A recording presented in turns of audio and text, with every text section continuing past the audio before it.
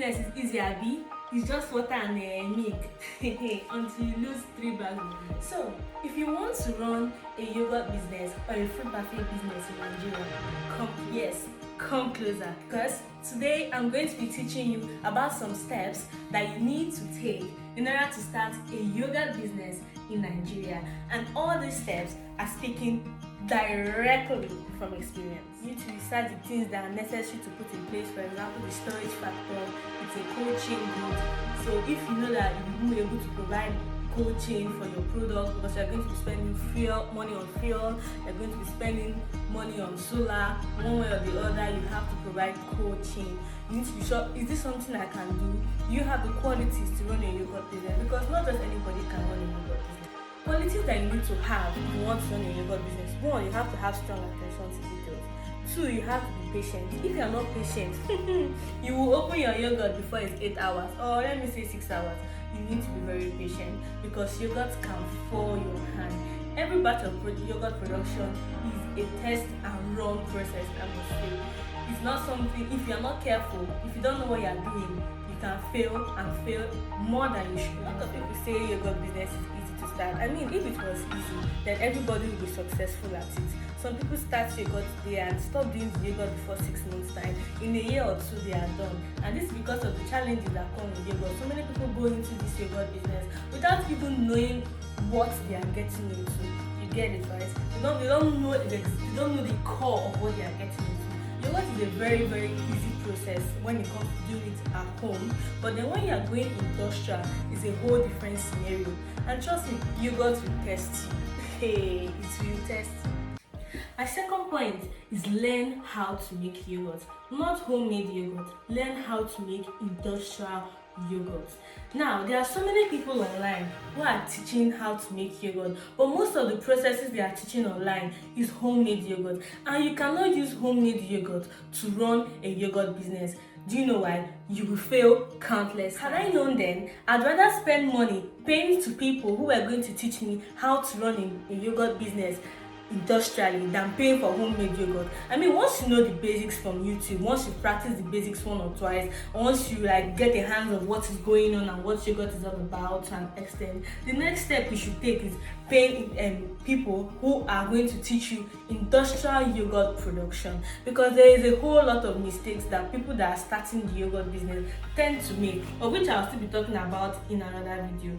So second thing you should do after researching about the yogurt business is to learn from reputable teachers, people that are going to teach you how to run a yogurt business industrially. Not people that will collect your 5k or your 10k for how to make homemade yogurt and tell you to go and buy store-bought yogurt and use it to do your culture. I pity you. Now, another point is that you need to start small. Start small in your kitchen and perfect your recipe, because you are just starting, so you're definitely going to make a whole lot of mistakes. Don't go and start thinking of let me kuku register my NAFDAC, let me kuku buy a big factory and stuff like that. No. Me, I would advise to start small in your kitchen. I mean, that is why I started from, in my kitchen. Even before I got my NAFDAC number, I was already making sales and I was just in my kitchen. However, you are not going to stop in your kitchen, because I'm still coming to that. While you're in your kitchen, perfect your recipe. You are going to make a whole lot of mistakes. Ask questions, pay for tutorials, ask people things you do not understand. There are a lot of people out there willing to also give information, although I know it might not always come free, because most of the tutorials we pay for, nobody really wants to tell you their secret to success. But I mean, what's the secret there? Yogurt is everywhere online. So pay to reputable teachers who are going to teach you and take your hands and guide you through the process. Even if it's expensive, pay for what you can afford, because trust me, you paying for the tutorial it will save you thousands that are going to lose when you are just trying to do trial and error. We've gone over researching the yogurt business in Nigeria, learning how to make yogurt, and starting in your kitchen. Now, the mistake a lot of people make is that when they want to start small, they also think small. When I say think small, you see someone that wants to start a yogurt business, the person gets an ugly container and put a round sticker and say that they want to start selling yogurt. Mind you, let me tell you that What sells first in your product is the packaging. Does your packaging speak for you?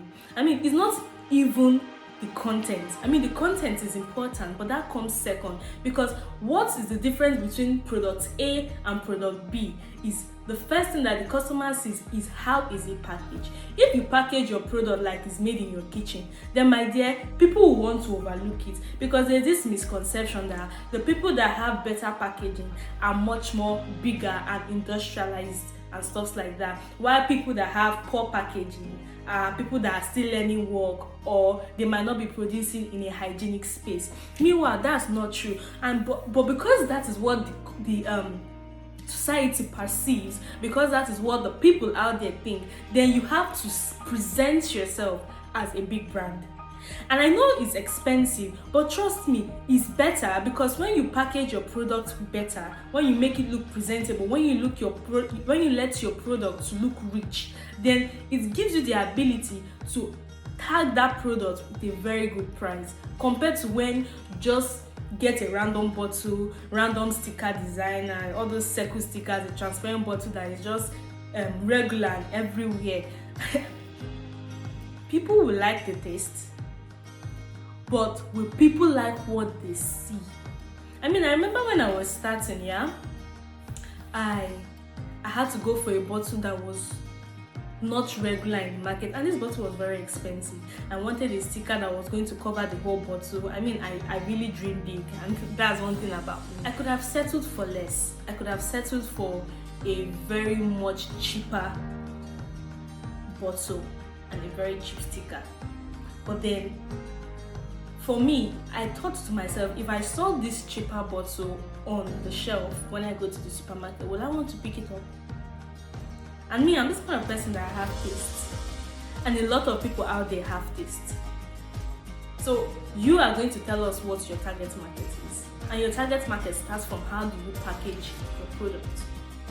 So you might be starting in your kitchen, but do not let the community know that you are doing it in your kitchen. And how do you prevent that from happening? How do you prevent that from them from knowing? Is by packaging your product and giving it good presentation. If you can present your product looking good, a nice bottle, a nice sticker design, then you are one way close to succeeding in the yogurt business. Yes, nice packaging is cost, but like I said, if you package your product well, then you can attach a good price to that product. Some people in the process of starting small tend to overlook this very important aspect of sales, because they think that I have a good recipe, so why does the bottle matter? It does. The sticker matters, the bottle matters, the cover matters. Everything about your packaging matters, because that is where your sales starts. Can your product capture my attention? It's a very, very important part of the yogurt business.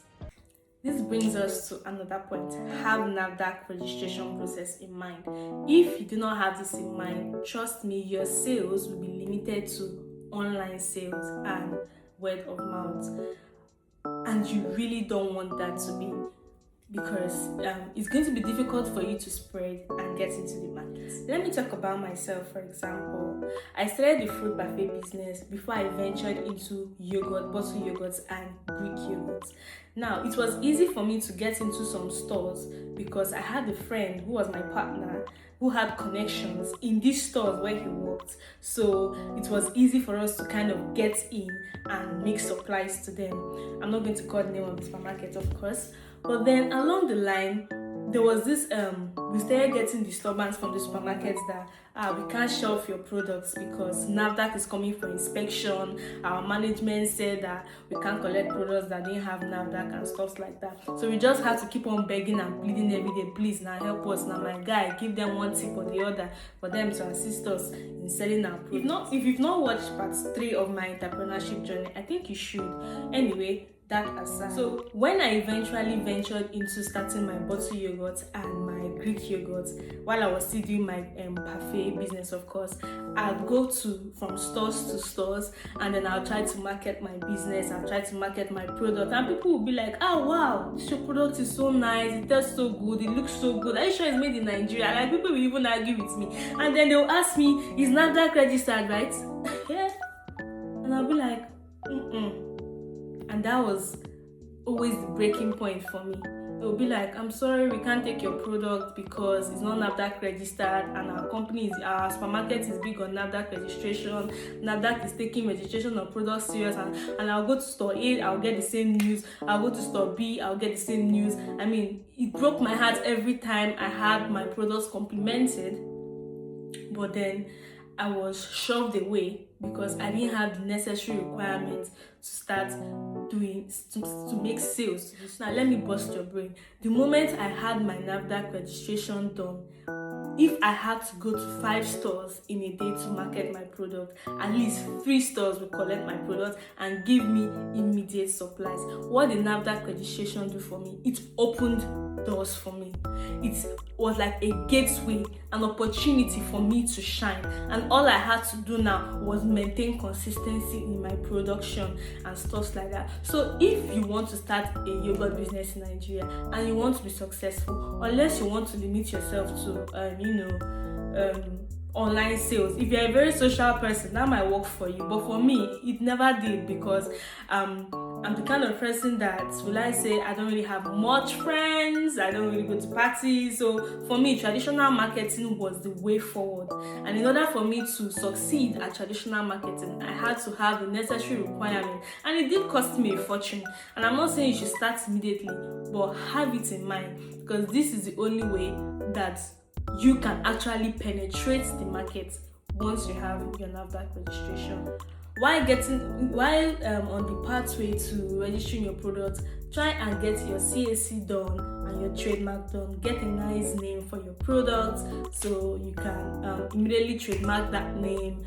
Because every day people are giving names to their businesses and all. So if there's a name in mind that you have in mind that you like, it would be good if you registered a name, that business, and then trademark the name, so that whenever you're ready to start, or if you eventually start, someone would have taken it already. Yes. Now, for fruit parfait business, it might be easy for you to register your NAFDAC using your kitchen and stuff. I think that's the way NAFDAC tends to support small business owners. But if you want to go into yogurts like bottle yogurt and Greek yogurt, it will be difficult, because you need to have at least something close to a 3-bedroom flat or a 2-bedroom flat that you can use to run your business. Why? Because yogurt is very sensitive, and it is it is a high risk product, and so NAFDAC is kind of very cautious about who they give registration to. So if you want to start a fruit parfait business, can you get it registered? Yes, and you can get it registered cheap, because you might not really need certain equipment that are needed in the case of running a bottle yogurt and a Greek yogurt. So you can start from somewhere, you never know. Finally, you keep perfecting your recipe and asking people for their feedback. Feedback is very important. It might involve you spending money to give freebies sometimes, but trust me, it does help. People that are not going to tell you a lie just because they want to see you smile, or people that are going to tell you the truth. It's a bit sour. It's not smooth. Work on something.